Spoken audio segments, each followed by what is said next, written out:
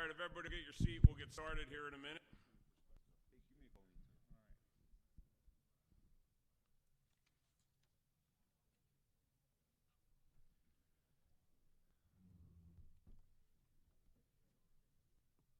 I can't tell if the crowd, I've been moderating this for a few years and sitting next to Dan and on the stage for a couple years before that, and I'm not sure if it's just a big room or there's less people, because this is a big room. So I'm Bob Rook. I work with AECOM. I've been moderating this session for a couple of years. Really happy to be here again. Is there anybody here that hasn't been in a session yet? So I'm going to read you all the safety stuff just for you, all right? Okay. Exits out the back door if we have a problem, all right?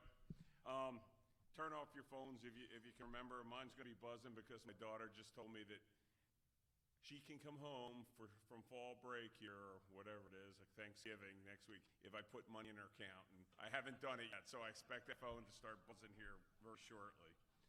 Let her sweat a little more. Yeah, no, I wanted to come home, I guess. Maybe the younger one could go away for a couple days. So we have a really good group here today. So not a whole lot of them. You know, you guys can read their bios in the book. We have Colonel Marv Griffin from the U.S. Army Engineering Support Center. John Hurley, the former commander, was just here. He said he would not sit in the front row and make you nervous, so he went out to another session. You're supposed to be doing Q&A for us. We have, following him, we'll have John Klein, the Executive Director of Resilient Energy Program Office for NAVFAC. And then finally, we'll have Daniel Soto, Division Chief, AVCAC Rates and Renewables Division.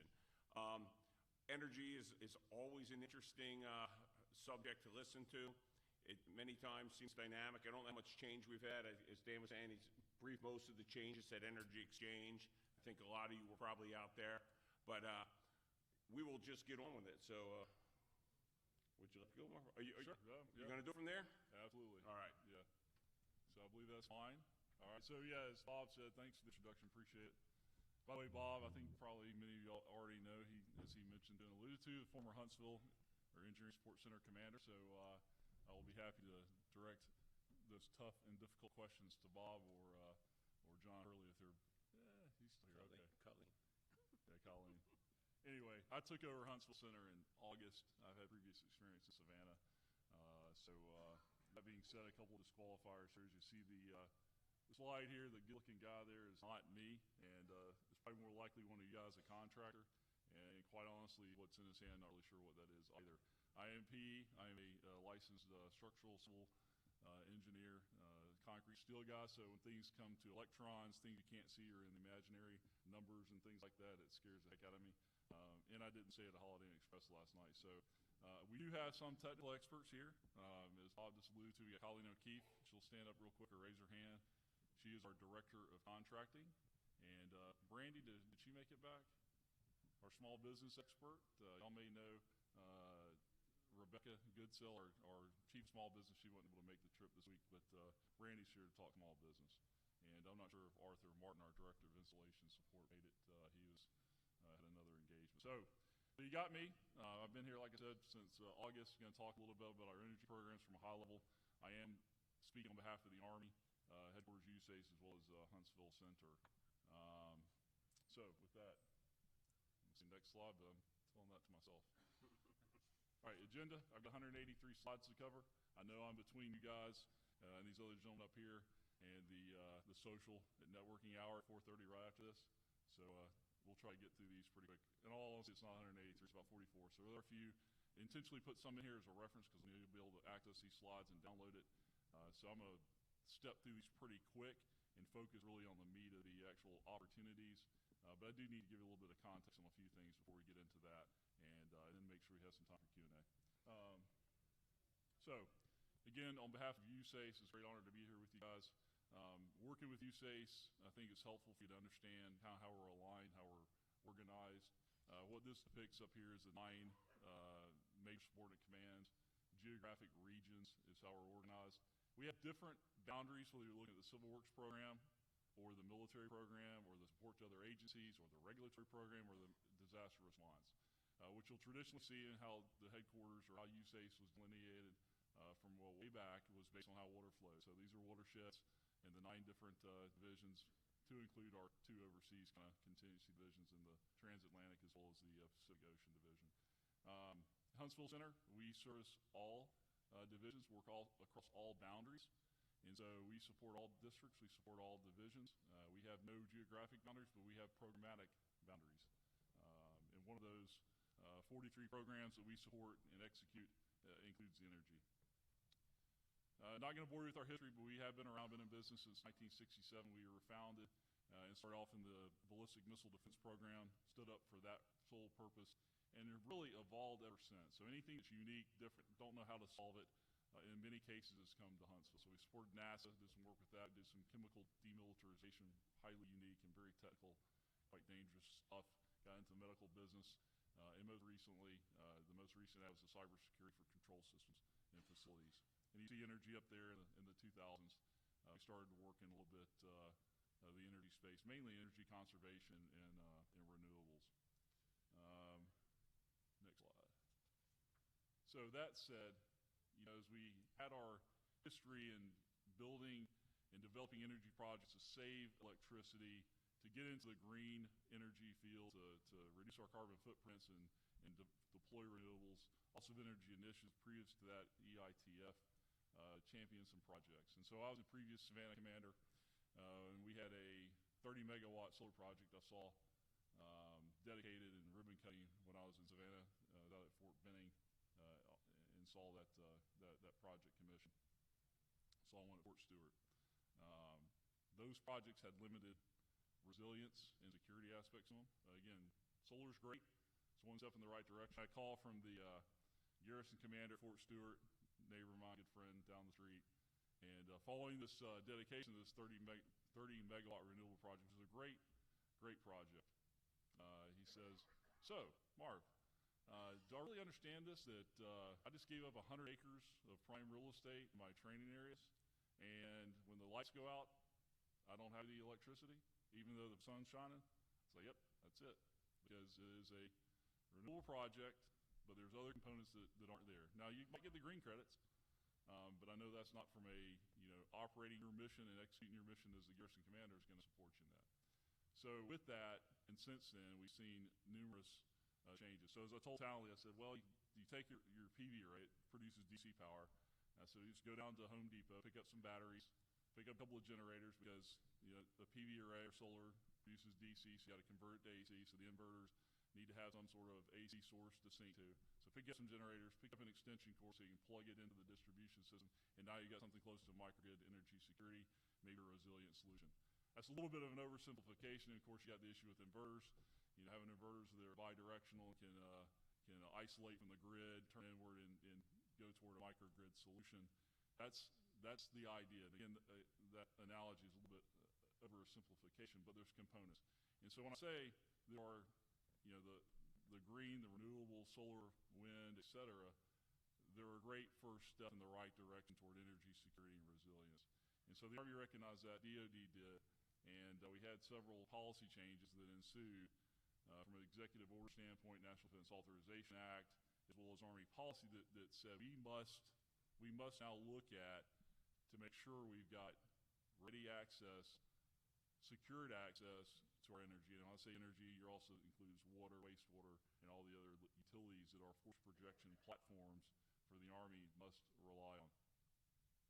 So I'm not going to read each of these. These are in there for reference, but just so you know, it is codified in official guidance, and they must be part of what we look at. So instead of looking at just purely a solar project or renewable, in this organization, and again, I say us, it's not the Corps of Engineers, it's not the Army, it's not just industry, it's all of us working together, because we're not out there with the ohms meters and hammers and shovels out there executing projects on our own, self-reporting as the Corps of Engineers.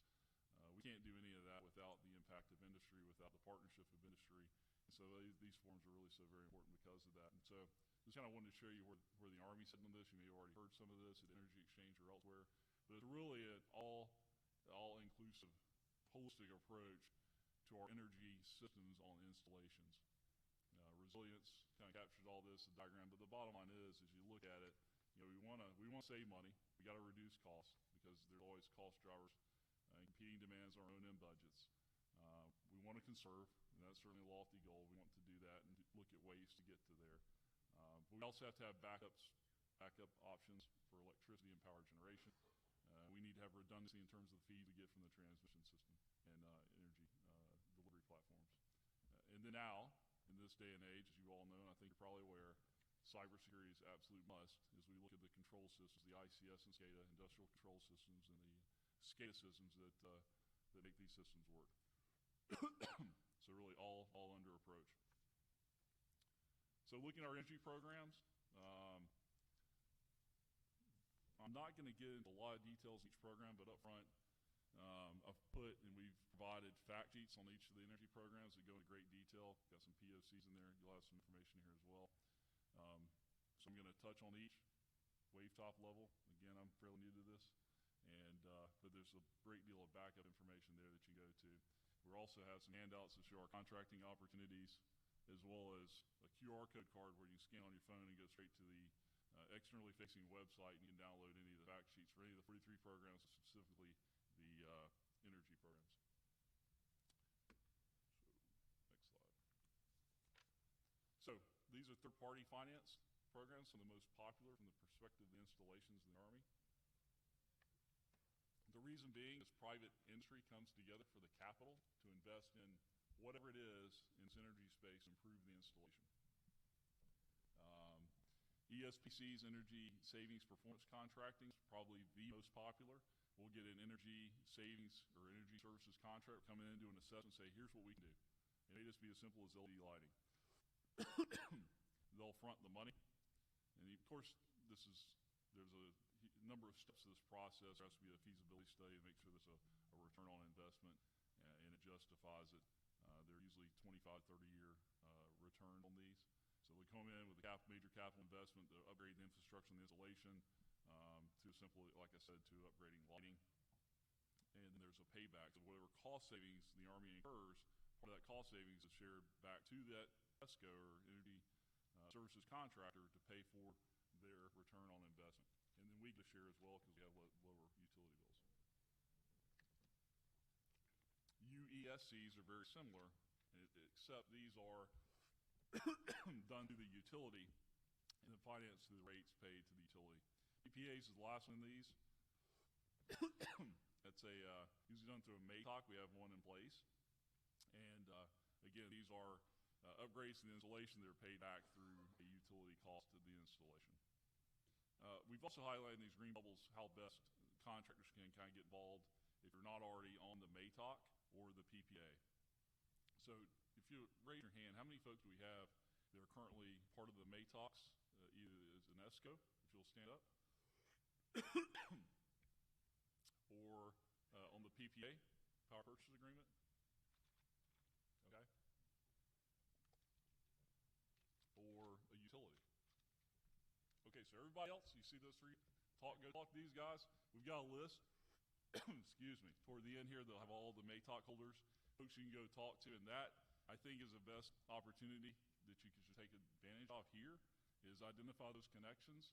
And if you're not already on one of these MATOCs, which most of you are not, these at least stir the thought to where, hey, I'm interested in this, I can provide capability here, come talk to us about it, but also go talk to those MATOC holders or the PPA holders in those pools and try to partner with them. So, next slide.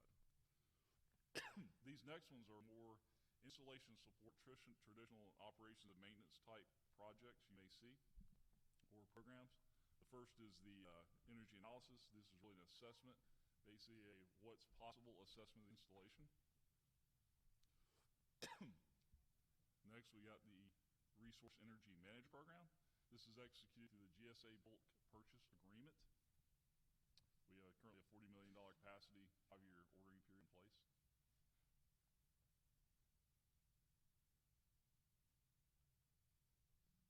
We have the Commercial Utilities Program.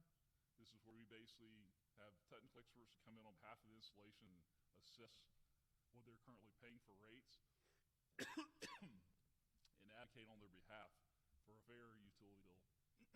Excuse me. And we have a $9.8 million MATOC in place for that one. ERSIP, you may have heard of that. This used to be the ESIP program. That's closest to a Milcon type project. So it's appropriated by Congress, prioritized and approved by DOD. Sorry, I've been talking too much the last couple of days. Got loose voice. And these last three are other tangentially related programs within agency. UNCS, something we've been doing for quite some time. We have center of expertise in that, and we may have opportunities in that you may be interested in. Again, go to the contract opportunities or to our QR code card and check those out. Same thing with the metering program, where we install meters to monitor. That's a centralized Army program that we execute. And lastly, cybersecurity for facility-related control systems, which is an emerging growth area. We can go in and do risk management framework surveys, help folks get their authority to operate, and really a growth industry in need there where we simply cannot solve that by ourselves in headquarters within USACE or the Army. It's going to have to take a whole all-in approach within industry as well. Again, I'd encourage you to go check out the fact sheet, check out contract opportunities, talk to our contract chiefs and our small business to get more on those programs. So that said, I want to transition into our business opportunities.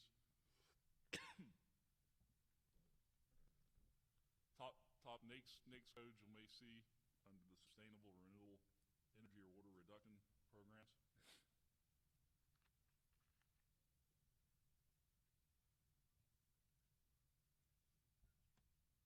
Okay, next slide. And then just to give you a scope and scale of the different, again, I talked about third-party financed, ESPCs, UESCs, the PPA, a potential of $1.1 billion in investment. So that's where the largest value to the nation is, to the installations. They're much bigger scale projects typically. There's much more capital available for that. But it's your capital. It's private industry's capital and not the Army, because that's where we see the biggest strain on our budgets. You know, that if you prioritize readiness for the Army, all the competing demands for an installation, maintaining our existing infrastructure and building new requirements, investing in energy or upgrades is a lower priority. So if you combine the OMA plus the ERSIP program, you can see there are only about $188 billion potentially for this coming year. Those are broken out, and I'll show you in a second in the charts. I'll show it by region and by division. And then I broke out the ERSIP. So ERSIP's about $55 million coming up in the next year. That's how much has been appropriated, set aside for these projects. And again, those are approved by OSC, and we're looking at FY22 projects at the present. Okay, this is by division. First, their LRD, Lakes and Rivers Division. I'll give you a chance to look at that. These are, LRD is, with the exception of Louisville, is traditionally a civil works region, civil works heavy, so a lot of these you'll see are on lakes and dams, powerhouse facilities, that kind of stuff.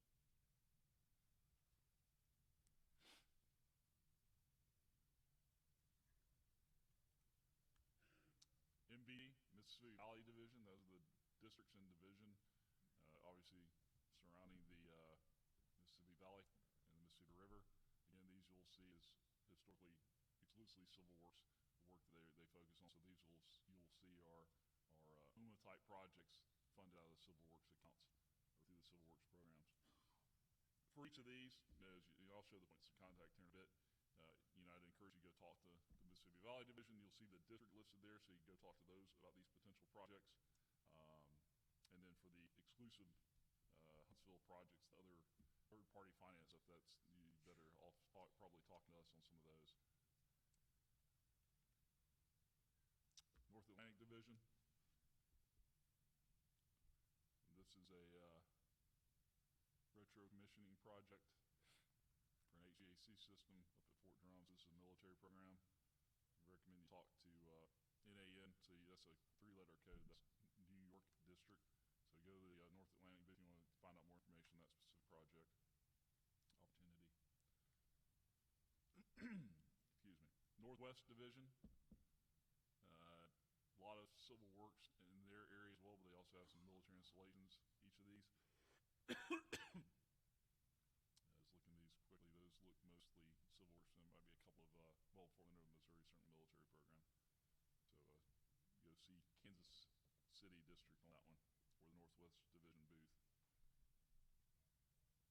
Ocean Division.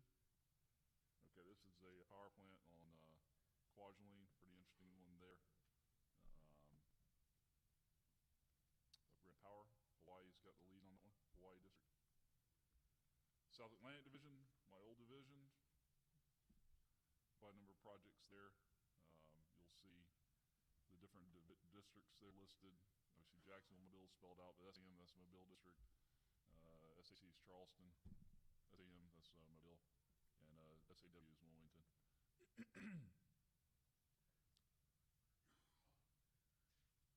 And if you see Tennessee Tom Bigby there, second one from the last, that's a Civil Works related project. Obviously the one that says Fort Aranis Army Depot, those are military installations.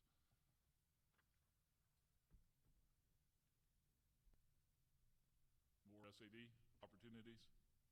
These here are exclusively Civil Works areas. Again, same letter codes there for the districts involved. Folks to go talk to. SPD, that's South Pacific Division, that's the West Coast. Looks like a couple of Civil Works projects and a couple of military installations. Top two military installations.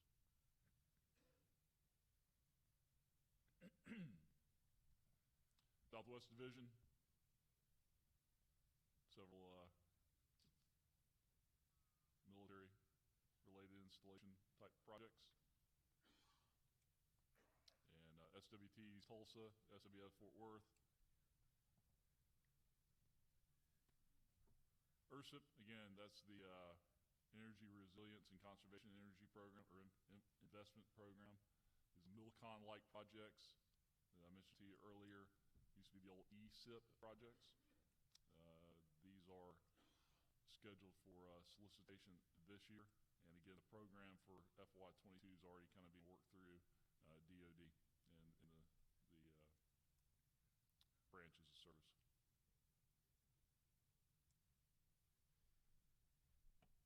ESPC, we got one, Wiesbaden, we're projecting this year. Again, MATOCs, we already have a MATOC in place. If you're interested in pursuing work in that particular project or in this particular space, reach out to the MATOC holders. I got a listing here in a second, you'll be able to take a look at that. UESCs, again, you're working with the utility. You really want to find out who the utility is working these and try to engage them or again, come talk to us. Huntsville.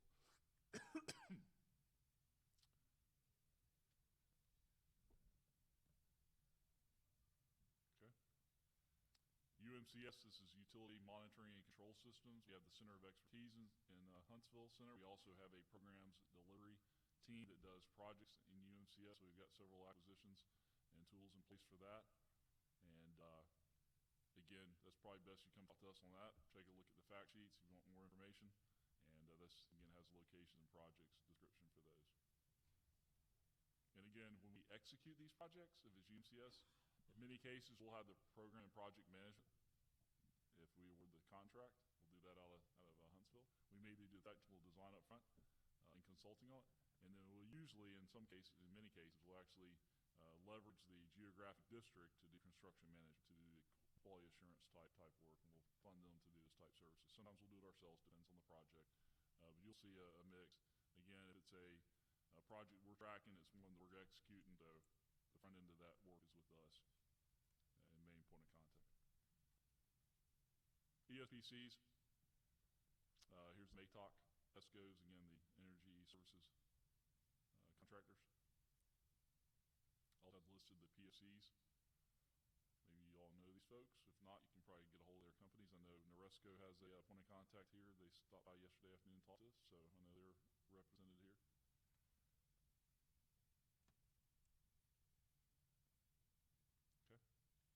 EPA MATOC holders, as I mentioned before.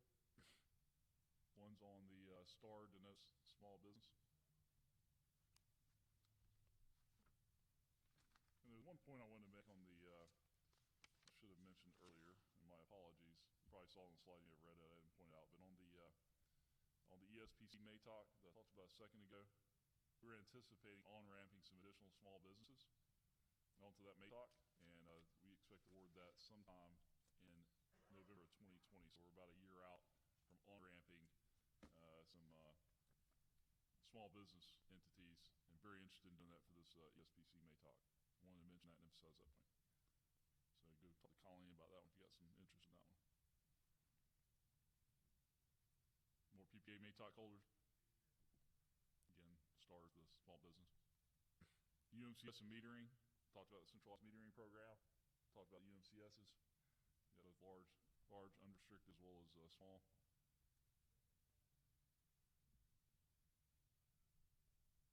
Okay. And then the commercial utilities program, MATOC holders. Again, this is where we're consulting the installations to help advocate on their behalf with the if they have a rate change or maybe an unfair rate that they're being charged for energy on their installation. Again, we'll use the MATOC we have placed to bring in a consultant to help do those surveys and assessments. Okay, last keys of success, and I kind of mentioned a few of these again. We want that all-in approach.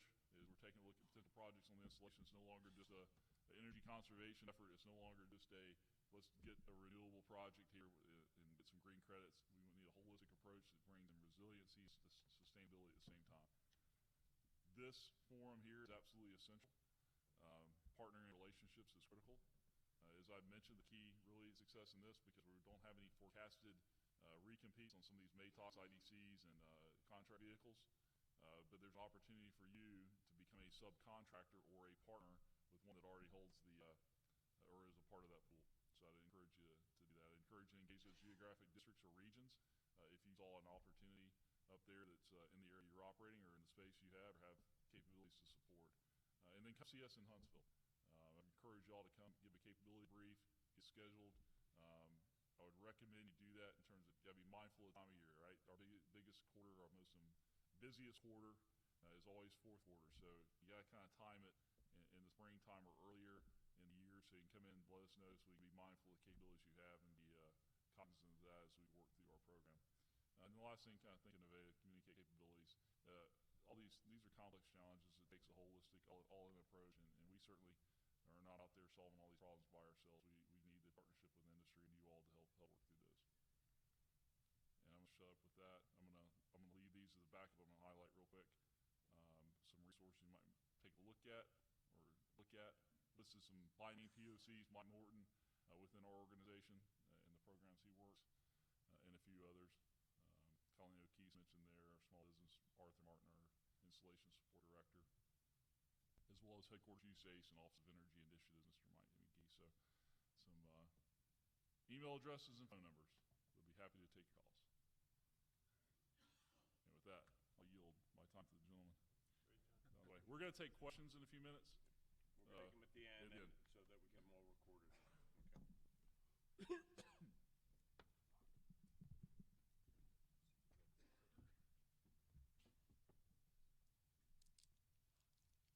Okay, good afternoon and thanks for coming to this event. Can everybody hear me in the back? I like to walk around while I do this.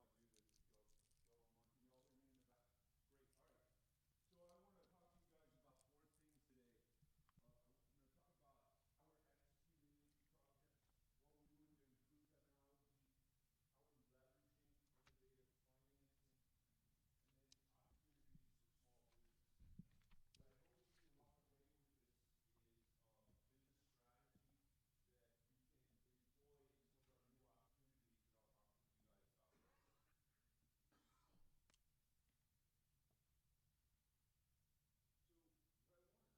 about first is how we're Oh, you're recording? What I want to talk to you about, sorry, I didn't know we were recording. Oh, what I want to talk to you about is how we're executing energy projects. And the homeland's no longer a sanctuary for us. If you've heard me talk before, you always know that I start with that. The National Defense Strategy clearly says that the homeland is no longer a sanctuary. And so that means we have to change the way we're thinking. We have to change the way we're designing our energy projects. We have a near-peer competitor with China and Russia. And we have to rise to meet that challenge. The China's Navy is increasing with remarkable capacity and capability that could match or exceed ours if we don't move forward with urgency. And that includes the energy space. That space is critical. And if really what I think illustrates the Chinese capability and resolve to be a sea power is what they're doing with the Spratly Islands that you can see on the Vimeo video. So we've got to move forward with urgency, and everything we must do has to contribute to the resiliency or the ability for us to operate from our Marine Corps Navy installations, regardless of what's occurring with the grid or if there's a cyber attack. I think Secretary Esper really said it best, is everything we must do has to contribute to readiness and lethality. Our Assistant Secretary of the Navy, Mr. Lucian Niemeyer, has talked about how we need to rebuild our military to include the shore and our ability to launch aircraft and sail ships from our ports. Admiral Korka, in his strategic design, talks about specifically how we have to think and act differently. We have to bolster and fortify our industrial base. And that really goes to the heart of the Navy's strategy and the Navy's part of the National Defense Strategy, which is we're striving to get to a 355-ship Navy. And so a lot of our energy security thoughts, a lot of our projects are revolving around the ability to support that the production of a 355-ship Navy. So in FY19, we delivered or awarded $485 million worth of new energy security projects. We put in place $200 million of third-party financed energy security projects. FY19 is the first year where we had results of the Energy Mission Integration Group finding. I've talked to you guys about it before, and this will be the first time where I can really present the findings from that. What this was a data-driven process where we enabled ourselves, or enabled us to look at the energy security gaps and how they impact mission. And so what we did was we took all of our utility reliability data and compared that with our energy security requirements that's in a published report. It's called NAVFAC P602. You can get it on the website. And it talks about what the energy security standards are. So we compared that at all the Navy installations, and then we synthesized that with the mission assurance assessment data. And we applied the different energy security characteristics that are included in our energy security publication and came up with a one-to-N list of our energy security gaps. And so you probably really can't see it, but that's what those gaps are right. See, oh, I knew I was going to screw that up. There we go. All right. It's in the lower left-hand corner is our energy mission integration new starts for FY19. We also, with all this data, we couldn't let that go to waste. And so what we did was we took the data, we integrated our utility reliability data with our asset management data and our circuits utility data, and arrayed our energy security graphically through a Tableau interface in that dashboard that you see there. What that enables us to do is see a dashboard or a color code chart of where our energy security gaps are. We can look at it by region, installation, or we can look at it by mission threat, by airfield, port, logistics, or command and control. So we can really focus in on where exactly our energy security gaps are to spend our scarce resources to make a difference in lethality.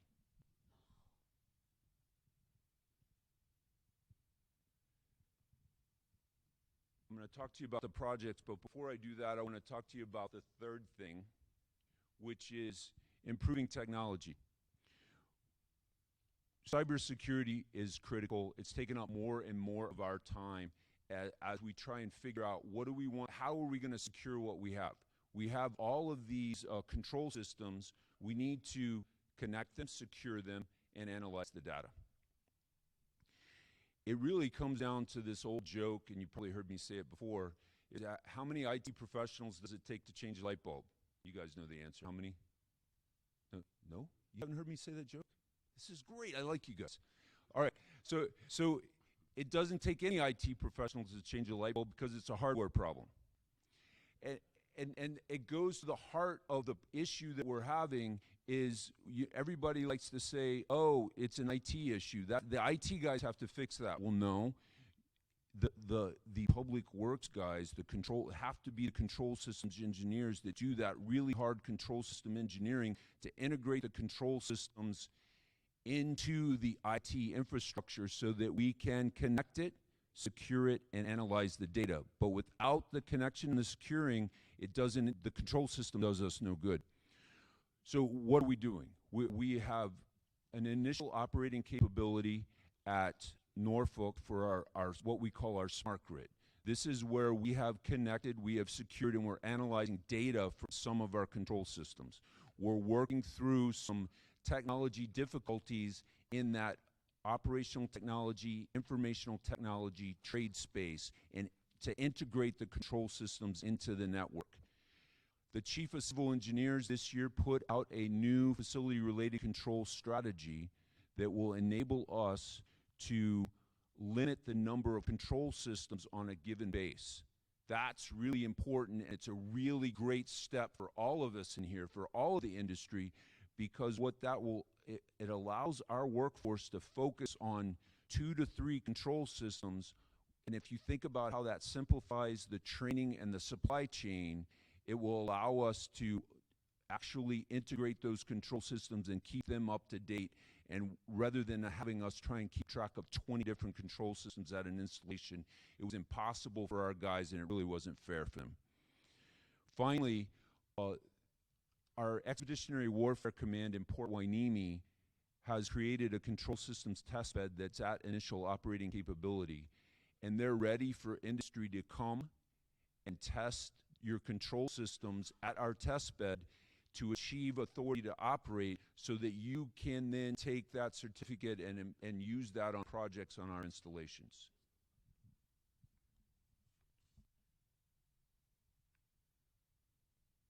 All right, so we're leveraging innovative financing mechanisms to achieve energy security. You heard Colonel Griffin already talk about ESPCs and UASCs and PPAs and EULs.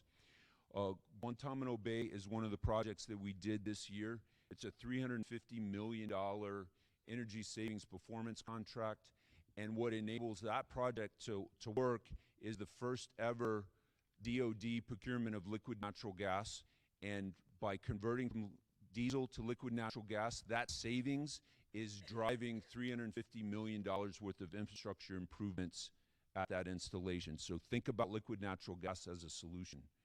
Pacific Missile Range Facility, great project, which is a solar PV battery project with a high-speed switch that will detect anomalies in the grid, island off the installation so that they can complete their mission. We're looking forward to that project being completed and being able to get rid of a lot of diesel generators at substantial savings for the Navy. Marine Corps Air Station Yuma, that base already has a microgrid. It has fuel storage and it has on-site generation. We are now working with the City of San Diego for a first ever intergovernmental support agreement that will provide 1.6 megawatts of power to support the Joint Strike Fighter at that base at a cost savings. So think about intergovernmental support agreements as a new way to get energy security.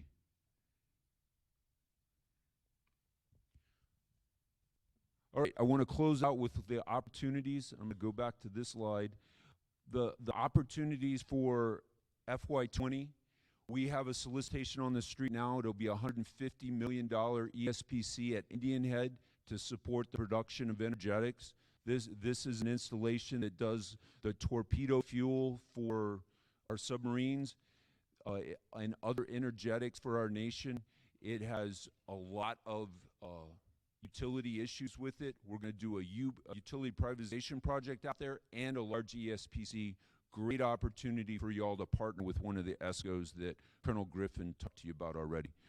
We're going to do a 20 megawatt power upgrade to support some of the testing that's done in the Philadelphia Navy Yard in support of the Columbia That's a new submarine that we're building. It's a new ballistic missile submarine that will provide the nuclear deterrence against China.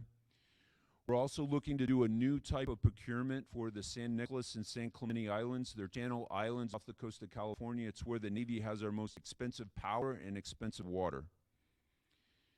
We have a solicitation on the street for 100 megawatts at the Joint Base Pearl Harbor Hickam. We need increased power to support the shipyard, as well as we need power quality improvements to support the submarines that are in the port.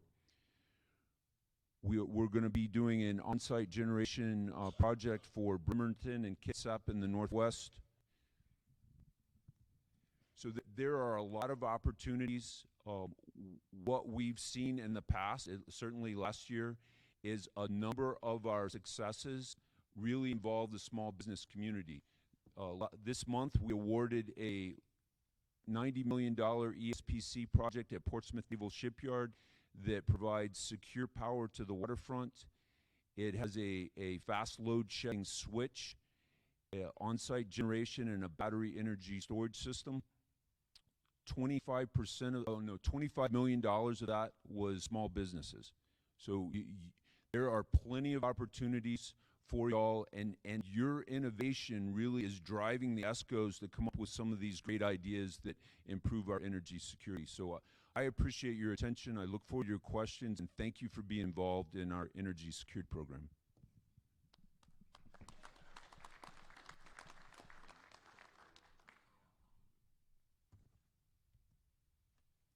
Thanks, John.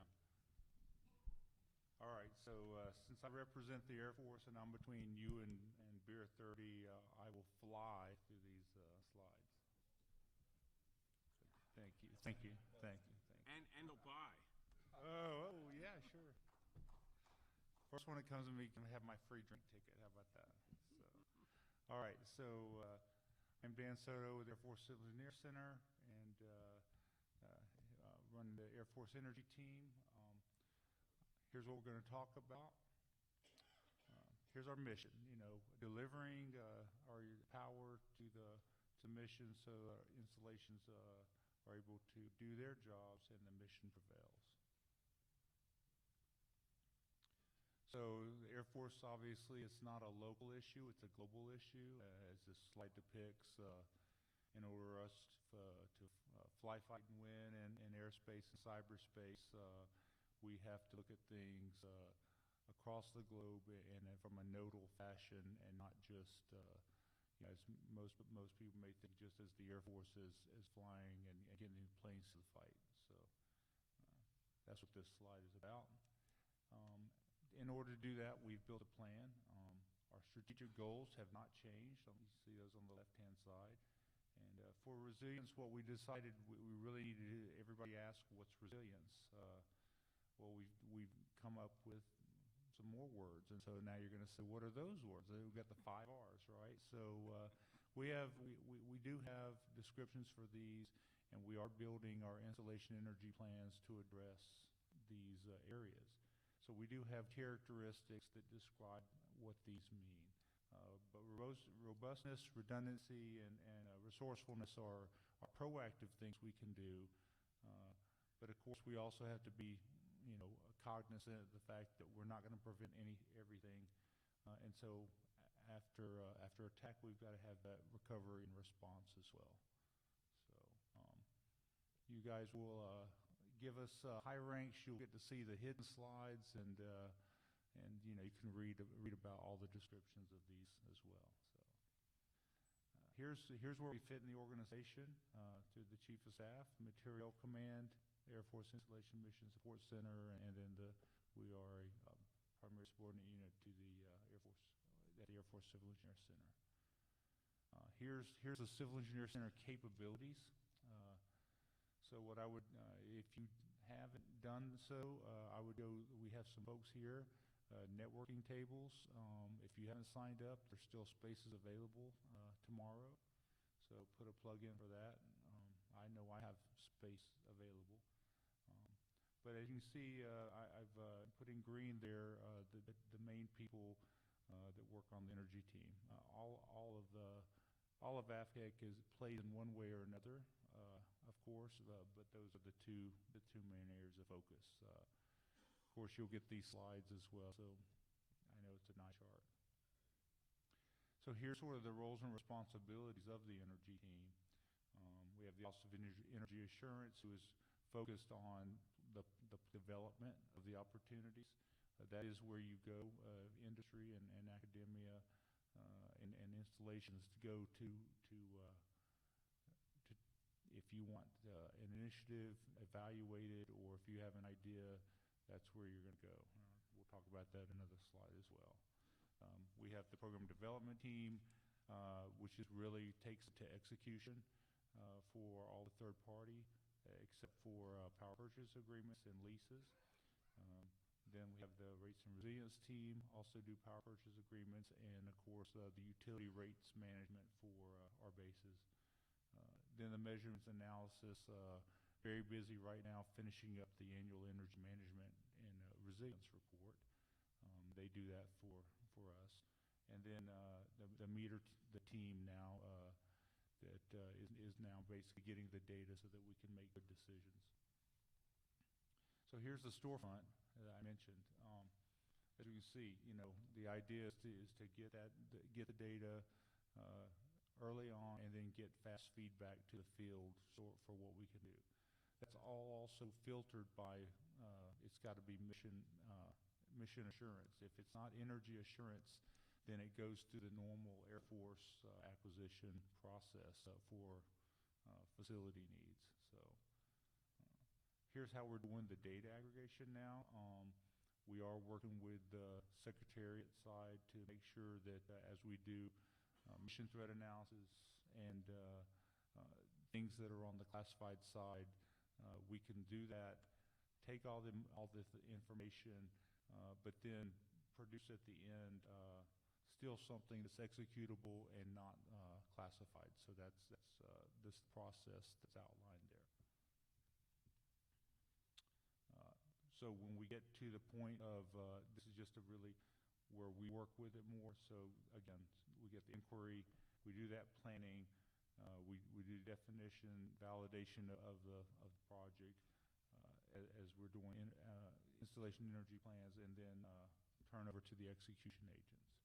So we're doing this not in a vacuum, but we're doing this holistically.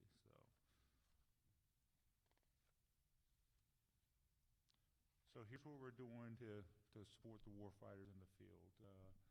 So big thing here to note is, we are not doing this for the short term, for the garrison commander. We're doing for the mission for the long term. The projects we're doing are 25, 30-year projects. And so we're going, though we try to get them done as quickly as possible, we're not going to rush through and make rash decisions. Where we need your help on that is the better the solution you bring, the more complete the solution you bring to us, the faster we can get through that process.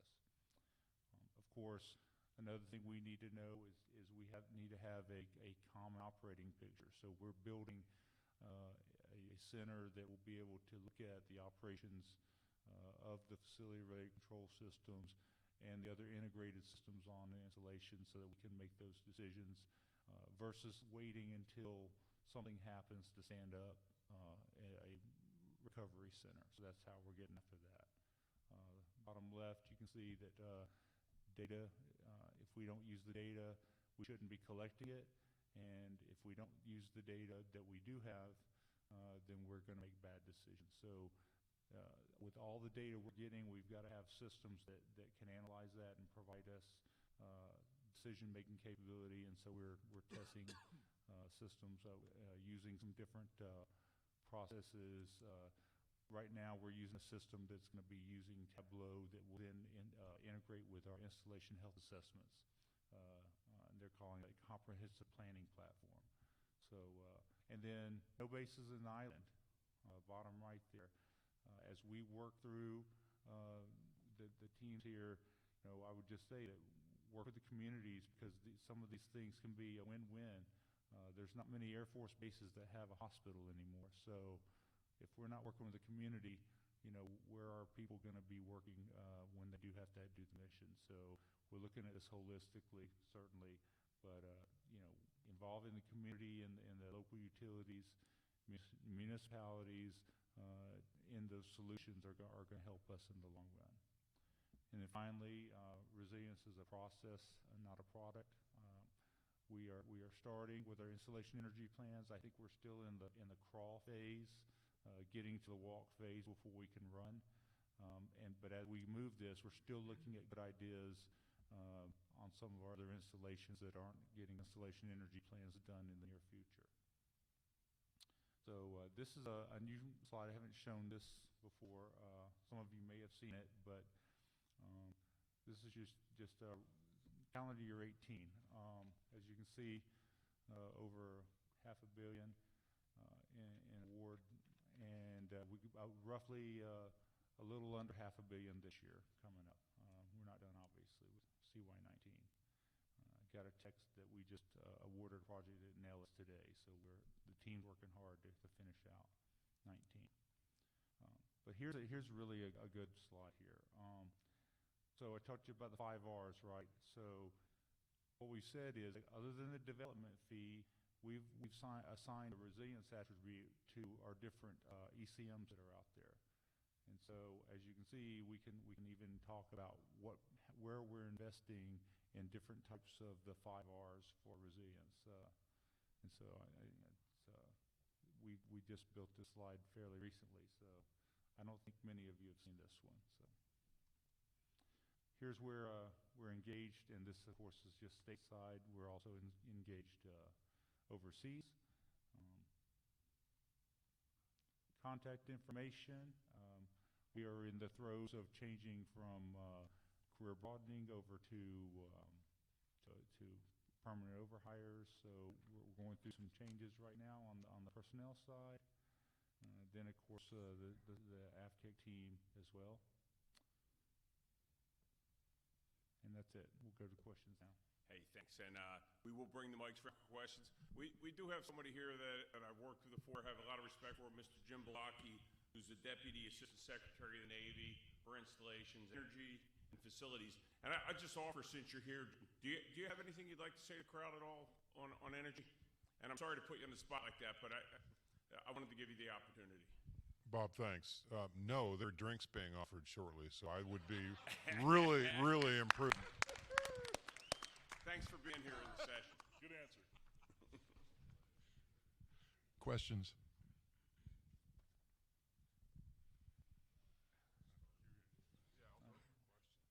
Okay, so I'm going to kind of pin the Army and the Air Force down. When are you all going to get serious about cybersecurity?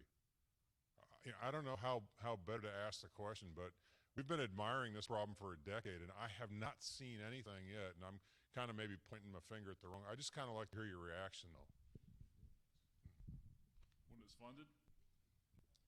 It's unfunded mandate. I mean, we had the risk, the DODI came out in 2014, 2015, directing the risk management framework process, getting away from DIACAP, saying their installations have to be cybersecure, our facilities have to be. So I say that flippantly, I don't mean to be flippant. But there's the challenge on our budgets, right? So you're prioritizing readiness, which is the top priority for the Army. These other things all have to compete. Energy projects have to compete. The sustainment of our facilities that support soldiers training have to compete. Fuel and bullets to train soldiers have to compete against something that very often folks don't understand. And so that's really, I think, the fundamental problem. And I think we got to do a better job of educating why it's important for our fire control system to be cybersecure. Why does our HVAC? Okay, why does my air conditioning need to be cybersecure? So what if it goes out and you have to sweat a little bit? Give them some more water, soldier will be fine. Well, that HVAC is a critical component to the operation of your data center or your server closet, and if that's attacked and shuts it down, then your computer system, IT network goes down, which your operations goes down. Now you have a considerable mission impact. So we have to do a better job of educating folks to why we need that. And this is a simple example I think y'all may be familiar of. I'll share with you if you haven't, but the Target data breach back in 2014 when all the credit card data for Target was lost. Anybody know How'd that happen? HVAC. Somebody got into a backdoor into their network via the HVAC system. So when we talk about the Internet of Things, operational technology, informational technology, interfacing, riding the same networks in many cases, we have to protect it all. And it is a huge requirement, particularly on all those facilities already built. The new ones we're getting after. So for every new Milcon project, there's $250,000 per platform that is being programmed in the Milcon for our Milcon, military construction and appropriation. But that's just to design it and making sure we have an accreditable facility. The problem, though, is we have many facilities that are already out there built and constructed that we didn't foresee that need. We don't. And so it's going to be a laborious process. It's going to take a lot of effort, and really it's a resourcing issue. Dan, is there an Air Force question or Yeah, answer? I would just say that not be flippant as well, but in some ways we're too serious about it. We are not letting some missions happen because of cybersecurity. We are not improving our facilities because of cybersecurity. I'm not saying there's not a good reason, because cybersecurity is a serious issue, but we have put in every one of our projects now that you must have cybersecurity systems or they're not coming on the installation. And that's a good thing. But they said, we're definitely taking it seriously, and our engineers are feeling that right now. Got one over here. Go ahead. Mary Matthews, CCI Alliance of Companies. This question is for Huntsville, sir. The on-ramp for the MATOC for doing performance contracting with Huntsville. I looked at a 3-year trend of numbers and sizes and dollar amounts of projects that were being awarded performance contracting umbrella. I actually used DOE information because I didn't have access to yours. But I saw a trend that there were fewer but larger performance contracts, like $350 million for Gitmo and so forth. So my question to you is, with the on-ramp and the include small businesses in the contract, what is your vision how small businesses can fully utilize that opportunity to be on the contract in kinds of client locations or sizes of projects? Yeah, that's a really good question. I think I really can't speak to the trends because I'm not really sure why we've had, there's a lot that goes into one project. So the feasibility study, the cost benefit analysis has to be done. So you had to get a break point where whatever is invested into it, there's a payback, over 25 or 30-year periods. That might be tougher maybe for smaller projects. I'm speculating a little bit on that. But I definitely think that having a small business integrated into that and on-ramp onto it will give us potentiality for going after maybe some smaller projects or ones that fit better within your capabilities. I don't know, Colleen, do you have anything you want to add on top of that?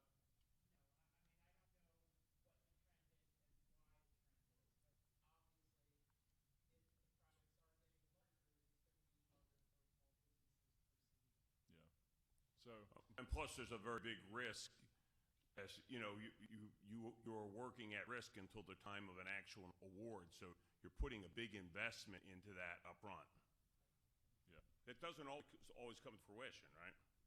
If you're not familiar with the ESPCs, like I said, go to the fact sheets and all that stuff. There's a whole separate detailed discussion you could get into talking about how that whole feasibility works, what the cost return is, the economics of it, and the measurement and verification. We actually have to go out with third-party contractors. There's also an opportunity there potentially too to go out and help ensure that the cost savings is being realized and the payments going to pay back the ESCO for that capital investment are justified, and we're actually getting what we paid for. So, but great question, and hopefully you'll John, do you have anything on that? Oh, yeah, so our ESPC projects are getting larger, and the like this last one for Indian Head, that'll be a $150 million one.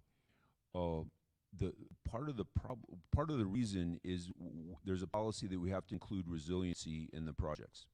So it used to be, remember when we first started the ESPC program, we were doing a lot of lighting, and they were quick hit projects, and they weren't very big, and there was a quick payback. Well, we've gotten smarter, and we know now how to add resiliency into that. Well, resiliency isn't a a cost saver, it's an expense to the project. So as we aggregate the ECMs, it's going to require us to get bigger and bigger projects. And as we bring in cybersecurity, another cost, the project has to get bigger and bigger so that it cash flows so that we can achieve resiliency and cybersecurity all as part of one. So I think this might be a trend, and so that might be a bigger issue is, hey, how do we make sure that we're integrating small businesses in? Because I think small businesses are important, because what I've observed is that innovation comes from the small business community. I mean, we saw it in Portsmouth, where though it was a small business, through the partnership with Amoresco, that got us the innovation we needed to get the energy security. It's a really good answer, because a couple years ago, ESPCs were an answer to the Presidential Contracting Challenge and Performance Contracting Challenge, and there was a lot of low fruit that has been eaten through. So, and I was going to actually ask that question, what would be the difference between what you wanted to see 5 years ago and now? And I think you did a good job of answering it right there. Thank you. And I'd just add, again, we're trying to do fence to fence because we don't want to do it multiple times. These are hard contracts to do, and they're large contracts, and we want to get everything we can in there, like John said, because we have to have that resiliency, and we got to have the cybersecurity, and we got to have the M&V. So all of that adds up to a lot of costs that aren't really paying back. So we have to make them bigger.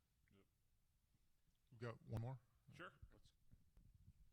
Yeah, Norm Campbell with Engie. John, to your point, resiliency doesn't pay in a project. Are you all taking advantage of the current situation in California, and I'm sure it's impacting you, to put a price on resiliency so those can be included in future project metrics?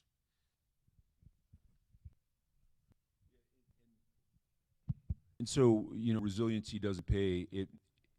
If on-site generation, sometimes we can make it pay because on-site generation is cheaper than what we can buy. And so we have a project in New London where the on-site generation is driving some savings. Getmo on-site generation drove savings. California is really interesting right now with the wildfires. It's fascinating.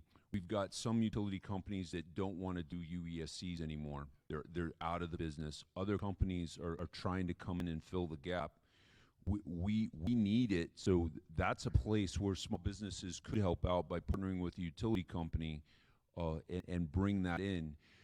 We have been successful at the shipyards for accounting for loss of labor, and at Indian Head, the new project that I'm talking about, the technical director there is willing to look at loss of production, tying resiliency to production of the energetics in a way that if we can improve his production of energetics and there's a savings associated with that, he'll bring that into the project metrics, and he's paying for it, so we can make that happen.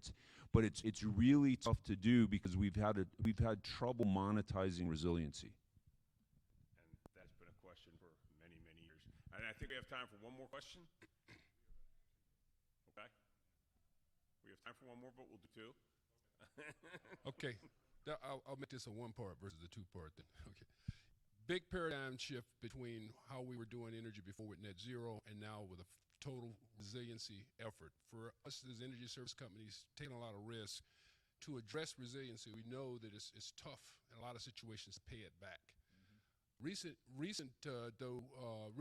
there was some guidance that just came out from Installation Management Command on the execution of ESPCs and UESCs. It seems to be in conflict with the way the projects are actually working. In other words, taking away ECMs that pay back the resilience piece kind of puts you in a position to where, you know, if you want to address resiliency, it's going to be kind of hard to do that if you take away the low-hanging fruit. And I think if you witnessed in the last fiscal year, the projects that were awarded or not awarded were based on the fact that a lot of things were taken away, because now the Army says they want to actually pay for the low-cost items, okay, which are the items that actually are the engine for the third-party finance projects. You got to make it cash flow, right? Yeah. So I guess my question is, you know, with AMC now over MCOM, with all the effort that we're looking for resiliency, kind of help us out as energy service companies and give us a good feeling that we can actually execute these programs in accordance with the policy guidance that has already been developed. It seems to be a conflict with the information that they just put out Yeah. with what the execution policy actually says. Yeah, that's a good question, and I honestly don't have and haven't read that policy guidance specifically yet. Mike Norton, who's a point of contact on our in the back end of the brief, would probably be able to address that question best. He was scheduled to be here. His daughter had surgery, so was not able to come here. So I can't answer that one. We have another forum, that might be better for us to bring that up in, right? So, yeah, it's a good question. But you or can statement. email him direct, or yeah. That's a great question, and your point well taken as well with the AMC transition. MCOM's been, wholly owned and bought out, or has bought out MCOM. So AMC's, this transition's ongoing. I don't have all the answers. We don't even know how all it's going to work out. They're still working through how that's going to work, what the implications are for installation management. We probably come up with 1,000 questions on how this one's going to play out. It's going to impact everything we do and how we do it. So we're just going to have to wait and let that one settle a little bit and let AMC and MCOM sort that out. And it may have impacts on how we do these ESPCs as well and how we execute it. But we really don't know the answers yet. Okay, so we're running up against end. I want to say thanks to everybody. I'd like to get a hand for our presenters today. And I believe they'll all be here for a few minutes if you want to come up or, guide them over to the bar or something afterwards. Thank you very much. Have a great day. Thanks for all y'all do for us.